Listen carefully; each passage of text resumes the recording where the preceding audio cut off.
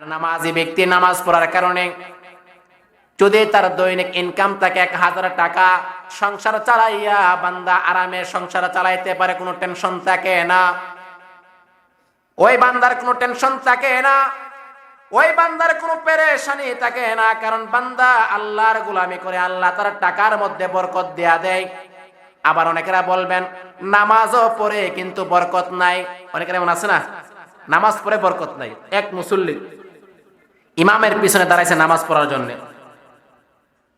নামাজের শেষে বলতেছেন, হুজুর আপনি তো নামাজ পড়াইছেন, নামাজ তো হয় নাই।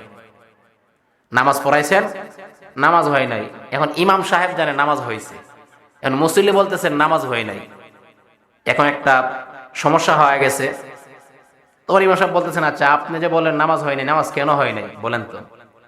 হুজুর দেখেন, আমি আপনার সাথে এশারের নামাজ পড়ি, এশারের নামাজ পড়ার সময় এশার ফরজ কত রাকাত?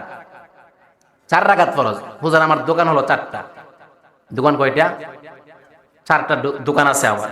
আমি আপনার সাথে প্রথম থেকে দাঁড়াই শেষ পর্যন্ত 4 রাকাত পড়ে, এই 4 রাকাতের মধ্যে প্রথম, দ্বিতীয়, তৃতীয়, চতুর্থ আমি 4টা দোকানের হিসাব মিলাই। আমি কি করি? আমি 4 রাকাতের মধ্যে দোকানের হিসাবগুলো আমি অল টাইম সবগুলা মিলাই ফেলি, কোনো সমস্যা হয় নাই।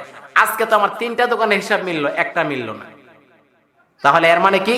আপনি 1 রাকাত নামাজ পড়ান নাই, আপনি 1 রাকাত নামাজ পড়ান, এই জন্য নামাজ হয় নাই। কথা বুঝে আসছে?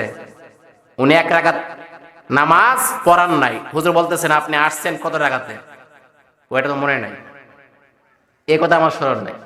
আসলে কিন্তু সে আসছে 2য় রাকাতে, তাহলে পাবে কত রাকাত? 3 রাকাত। তাহলে তার 3 রাকাত পাইলে তার 3 দোকানের হিসাব মিলবে, 1 দোকান তো মিলবেই না। এটা তো বাস্তবিক কথা, হাকিকি কথা সেটাই, 1 দোকানের হিসাব মিলবে না। মানুষ এমন, নামাজে দাঁড়ানোর পরে দেখবেন যত দুনিয়ার আসবাবপত্রর হিসাব আছে সবগুলা নামাজের মধ্যে আইসা ঢুকে। খেয়াল করে দেখবেন যত হিসাব, আপনার ঘরের সমস্যা, আপনার যেখানে সমস্যা হোক, সব সমস্যার সমাধান দেখবেন হয়তো নামাজের মসজিদে ঢোকার পরে দেখবেন সবগুলাই আইসা পড়বো। তখন আপনার এমনি স্মরণ হইব, যার এই সমস্যা আছিল, এই সমস্যা আছিল, স্মরণ হইব। এইভাবে নামাজ পড়লে তো নামাজ হবে না। এই জন্য মুসলমান ভাইয়েরা আমার, নামাজ পড়ার পরে আল্লাহ বলেন বান্দা নামাজ পড়লে রিজিকে বরকত থাকে, কিন্তু শর্ত হলো নামাজটা হতে হবে নামাজের মতন। এ বান্দা নামাজ পড়লা, নামাজের মধ্যে হিসাব মিলাইলা, নামাজের মধ্যে বিভিন্ন চিন্তা পেরেশানি করলা, কিন্তু নামাজ হইল না। এক সাহাবী রাসূল আকরাম সাল্লাল্লাহু আলাইহি সাল্লাম মসজিদে বসে রইলেন, নামাজ পড়ে বের হয়ে যায়। আল্লাহর রাসূল বলেন, লম্বা হাদিস, আল্লাহ রাসূল বলেন কুম সল্লি ফা ইন্নাকা লাম তুসল্লি, দাঁড়াও নামাজ পড়ো, নামাজ হয় নাই। সালাম দিছেন আসসালামু আলাইকুম রাসূলুল্লাহ, মানে যাবেন, চলে যাবেন মসজিদ থেকে। আল্লাহ রাসূল বলেন কুম, তুমি দাঁড়াও, সল্লি, তুমি নামাজ পড়ো, ফা ইন্নাকা লাম তুসল্লি, তুমি নামাজ পড়ো নাই। ইয়া রাসূলুল্লাহ, ইয়া হাবিবাল্লাহ, আপনার সামনে নামাজ পড়লাম, বলতেছেন নামাজ হয় নাই। তারপর আবার নামাজ দাঁড়ায় গেলেন, নামাজে আবার দাঁড়ায় গেলেন, নামাজ পড়ে সালাম দিয়ে আবার বের হয়ে যায়। আবার বলেন কুম সল্লি ফা ইন্নাকা লাম তুসল্লি, দাঁড়াও নামাজ পড়ো, নামাজ হয় নাই, আবার নামাজ পড়ো। আবার তৃতীয়বার নামাজ পড়লেন, আবার চলে যায়, বলেন কুম সল্লি ফা ইন্নাকা লাম তুসল্লি, তুমি নামাজ পড়ো নাই, নামাজ আবার তৃতীয়বার পড়ো, চতুর্থবার আবার নামাজ পড়ো। সাহাবায়ে কেরাম একটা আদর্শ ছিল, যদি কোনো সময় রাসূল আকরাম সাল্লাল্লাহু আলাইহি সাল্লাম বলতেন তোমরা কি এই বিষয়গুলো জানো কিনা, ওনারা জানলেও বলতেন আল্লাহ এবং আল্লাহর রাসূল ভালো জানেন, আল্লাহু ওয়া রাসূলুহু আ'লাম, আল্লাহ এবং আল্লাহর রাসূল ভালো জানেন। এই সাহাবী বলার পরে সাহাবী নবীর কাছে বললেন, ইয়া রাসূলুল্লাহ, ইয়া হাবিবাল্লাহ, ওগো নবীজি আমি নামাজ একবার না, 2 বার না, 3 বার পড়লাম, তারপর আমার নামাজ হয় নাই। নবী গো, আপনি আমারে নামাজ শিখায়া দেন। নম্র হয়া বিনয় হয়া বলতেছেন, ওগো নবীজি আপনি আমারে নামাজ শিখায়া দেন, নামাজটা কিভাবে পড়তে হবে। আল্লাহ রাসূল বললেন, তুমি যখন তাকবীর দিয়ে নামাজে দাঁড়ায়া যাও, তাকবীর দিয়ে নামাজে দাঁড়ায়া গেলে তাড়াহুড়া করো, রুকু ঠিকমতে করো না, এমন আছে না নাই? আছে, এমন অনেকের আছে। আবার অনেকেরা আমার যা এত সময় আমার পরিচিত, অনেকেরা বলবেন অমুকে তো আছে, অমুকে আছে, সবাই আছে, যে থাকুক নামাজ পড়লে এভাবে হবে না। আল্লাহ রাসূল বলেন নামাজ পড়ার সময় তা'দিল আরকান ওয়াজিব, তাদিল আরকান ওয়াজিব, ধীরে স্থিরে নামাজ পড়া সেটা ওয়াজিব। এ বান্দা, তাদিল আরকান চাইরা দিবা, নামাজের মধ্যে ওয়াজিব ছেড়ে দিবা। ইচ্ছাকৃতভাবে ছাড়লে নামাজ বাতিল, আর যদি অনিচ্ছাকৃতভাবে ছেড়ে দেয় তাহলে সাহু সাজদা দিলে নামাজ পুনরায় হয়ে যাবে। আল্লাহ রাসূল বলতেছেন, নামাজে যখন দাঁড়ায়া যাও, নামাজে দাঁড়ানোর পর তুমি তাদিল আরকান গুলা ধীরস্থিরভাবে আদায় করবা, তাড়াহুড়া করে নামাজ পড়বা না। নামাজ পড়বা নামাজের মতো। এই জন্য মুসলমান ভাইরা আমার, বান্দা নামাজ পড়লে আল্লাহ বরকত দেয়া দেয়। 3 নাম্বার হলো, বান্দা যখন নামাজ পড়বে আল্লাহ রাব্বুল আলামিন ওই বান্দার কবরের মধ্যে কোনো হিসাব নিবে না, বান্দার কবর থেকে জাহান্নাম গুলারে হটায়া দেয়। বান্দার কবর থেকে জাহান্নামকে হটায়া দেয়, আযাব থাকে না, আযাব দেওয়া হয় না। এ মুসলমান ভাইরা আমার, কবরের আযাবের ভয় সব মানুষের ভিতরে আছে। এমন একটা মানুষ নাই যে মানুষটা দেখাইতে পারবেন না, ওই মানুষটার ভিতরে কবরের আযাবের ভয় নাই, আল্লাহর ভয় নাই, কবরের ভয় নাই, জাহান্নামের ভয় নাই, সাপের ভয় নাই। এমন একটা মানুষ নাই যে মানুষটার মরণের ভয় নাই। কাফেরকে বলবেন, নাসারাকে বলবেন, ইহুদিকে বলবেন, যাকে বলবেন বলবে মরণের একটা কষ্ট আসেনি, আছে না নাই? অনেক সময় দেখবেন মানুষটা মরণের সময় প্রস্রাব কইরা দেয়, অনেক মানুষ মরণের সময় পায়খানা কইরা দেয়, অনেক মানুষ মরণের সময় 2টা চোখ উল্টে দেয়, অনেক সময় মরণের সময় মানুষগুলা দেখবেন লাফালাফি করতে চায় কিন্তু পারে না, এগুলা করতে পারে না। একটা কথা অনেকেরা জানেন কি জানি না, আমরা অনেকেরা বলি আজকে মনে হয় অমুক এলাকাতে অমুক বাড়িতে আজরাইল আসছে, এই কথা আমাদের একটা প্রবাদ আছে। মূলত হলো এই আয়াতের একটা আয়াতের মধ্যে আল্লাহ রাব্বুল আলামিন ব্যাখ্যা করতে বলতেছেন যে আল্লাহ রাব্বুল আলামিন বলেন, বান্দা যখন মরণের সময় হয়ে যায়, আজরাইল আলাইহিস সালামের অধীনে অনেকগুলা ফেরেশতা থাকে, সেই ফেরেশতাগুলা আল্লাহ রাব্বুল আলামিন যখন আদেশ করেন তখন এই বান্দাকে তার রূহকে বের করে আনেন। এইজন্য মুসলমান ভাইরা আমার, নামাজ পড়লে বান্দার কবর থেকে জাহান্নাম হটায়া দিবে। 4 নাম্বার হলো, বান্দা নামাজ পড়লে ফুলসিরাতের রাস্তা আছে কি নাই সেটা আল্লাহ পার করিয়া দিবেন। হাসরের ময়দানে বান্দা আল্লাহকে বিনা হিসাবে জান্নাত দিয়া দিবে। এ বান্দা, জান্নাত দিয়া দিব তা না, জান্নাত দিব তা না, জান্নাতের সাথে আরো কয়েকটা জিনিস তোমাদেরকে দেয়া দিব। কি কি জিনিস দেওয়া হবে? আন্না লাহুম জান্নাতিন তাজরি মিন তাহতিহাল আনহার। বান্দারে, তোমারে জান্নাত দিবে তা না, আল্লাহ বলেন তোমারে জান্নাতের মধ্যে একটা নদী দেওয়া হবে, এমন একটা নদী দেওয়া হবে। তাফসীর ইবনে কাসিরের মধ্যে এবং তাফসীরে মারিফুল কুরআনের মধ্যে বলেন এমন একটা পানি হবে, এমন একটা নদী হবে যে নদীটার পানি একদিকে স্থির থাকবে না, চতুর্দিক দিয়ে চলতে থাকবে। এক সময়ের পানি এক জায়গাতে থাকবে না, এক সময়ের পানি এক স্থানে থাকবে না, সকালের পানি বিকালের জায়গায় থাকবে না, বিকালের পানি সকালের জায়গায় থাকবে না। পানি আসতেছে আবার যাইতেছে, পানি আসবে আবার যাবে, এমন একটা পানি থাকবে প্রবাহমান, যে পানিটা সকালে আসবে সেটা আর কোনোদিন ফিরে আসবে না, চলতেই থাকবে, চলতেই থাকবে।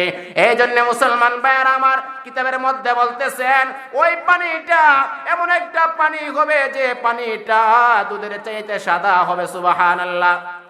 যে পানিটা দুধের চাইতে সাদা হবে এবং মধুর চাইতে মিষ্টি হয়ে যাবে,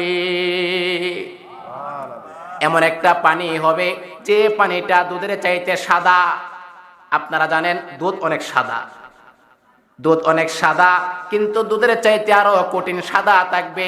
বর্তমান জামানায় দুধের মধ্যে ভেজাল পাওয়া যায়, যত প্রোডাক্ট পাওয়া যায় সবগুলোর মধ্যে ভেজাল থাকতে পারে, কিন্তু আল্লাহর দেওয়া নিয়ামতে কোনো ভেজাল নাই।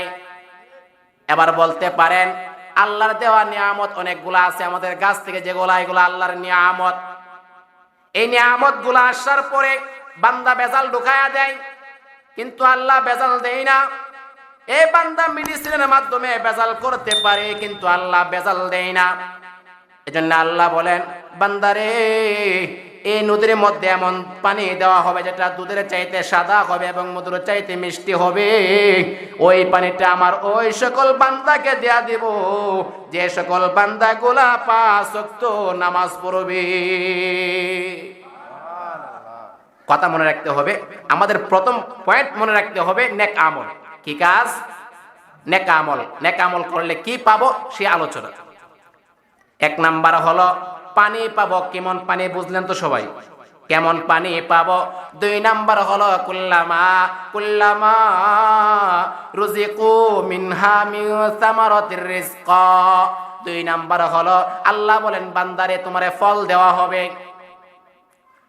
এ বান্দা শুধু একটা ফল না, শুধু মালটা দেওয়া হবে তা না, ফল দেওয়া হবে তা না। এ বান্দা তোমার এমন ফল দেওয়া হবে যে ফল দুনিয়াতে কোনোদিন দেখো নাই, সে ফল দেওয়া হবে। বিভিন্ন আইটেমের ফল দেওয়া হবে, বিভিন্ন আইটেমের ধরনের অনেক রং বেরঙের ফল দেওয়া হবে। এই ফলগুলা দেওয়ার পরে বান্দাকে যখন ফলগুলা দিবে, বান্দা তখন একটা কথা বলবি।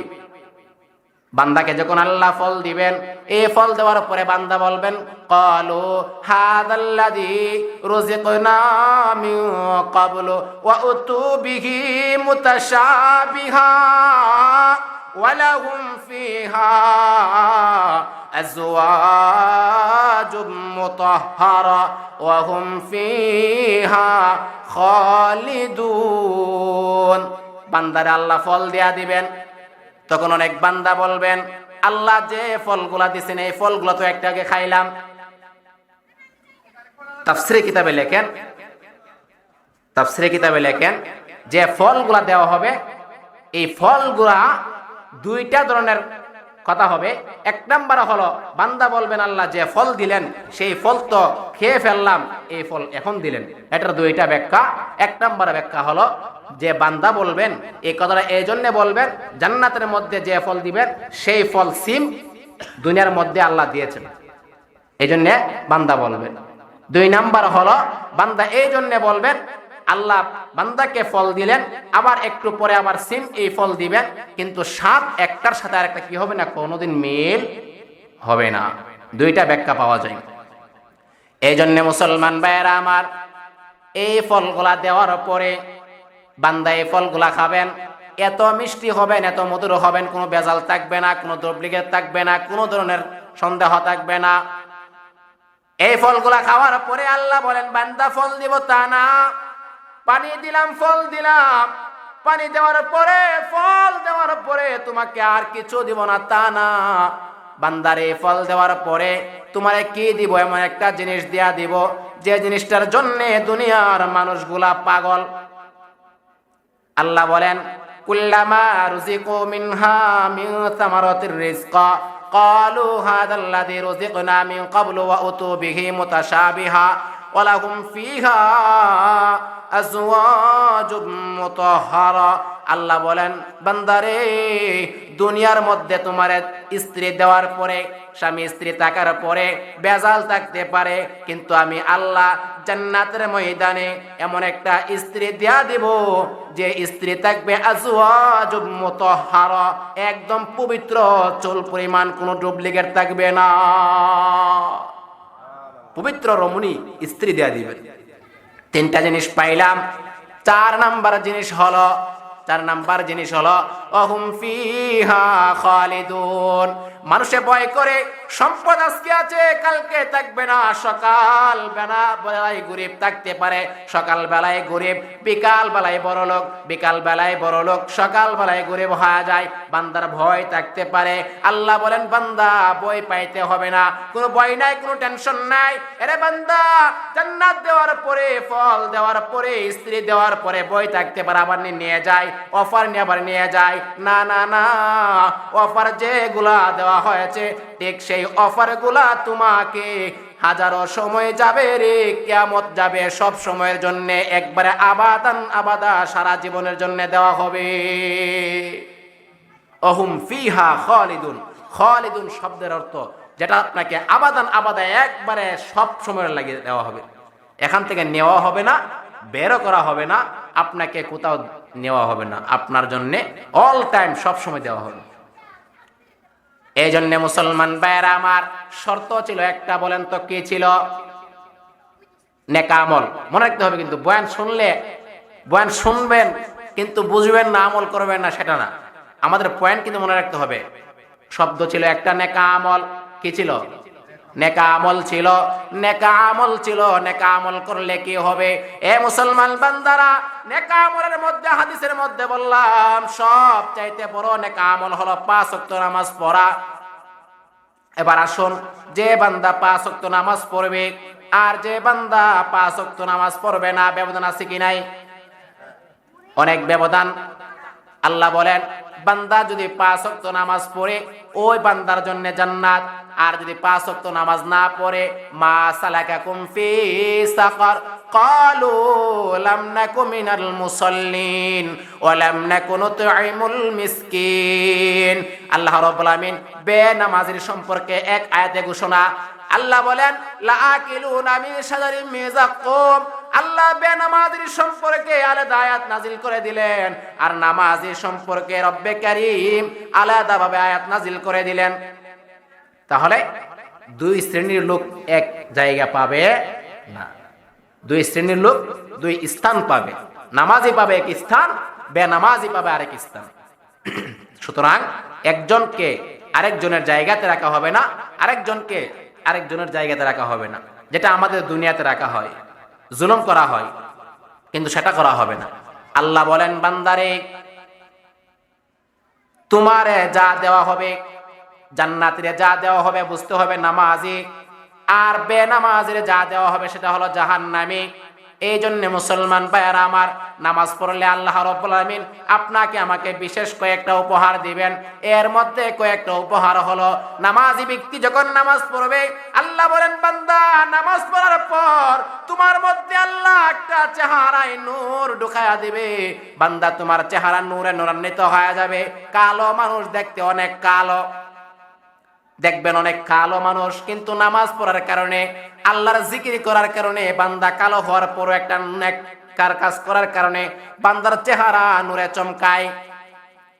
রাসূলের সাহাবী হযরতে বেলাল রাদিয়াল্লাহু তাআলা আনহু, হাবশা থেকে, আফ্রিকার শহর থেকে কালো মানুষ আসার পরে, কালিমা পরে মুসলমান হওয়ার পরে দামি হয়ে গেছেন।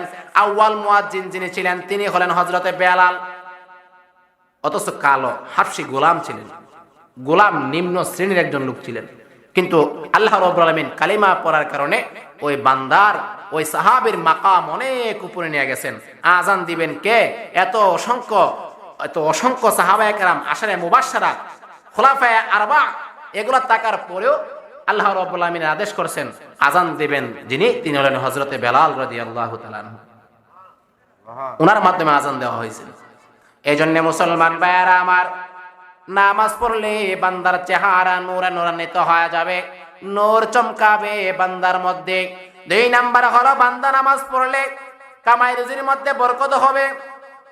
কামাই রুজির মধ্যে বরকত থাকবে, অভাব অনটন দেখা দিবে না। অনেকেরা বলে আমার অভাব অনটন দূর হয় না। বান্দা নামাজে দাঁড়ায় যাও, ইয়া আইয়ুহাল্লাযীনা আমানুস্তাঈনু, ইয়া আইয়ুহাল্লাযীনা আমানুস্তাঈনু বিস-সাবরি ওয়াস-সালাহ ইন্নাল্লাহা মা'আস-সাবিরিন। আল্লাহ রাব্বুল আলামিন বলেন, হে বান্দা, যদি কিছু চাইতে চাও, যদি চাওয়ার প্রয়োজন হয়, নামাজের মাধ্যমে চাও, নামাজ পড়ে আল্লাহর কাছে চাও। আরেকটা হলো ধৈর্যের মাধ্যমে চাও, আস-সবর, আস-সবর, ধৈর্য ধারণ করা, সেটা হলো অনেক বড় একটা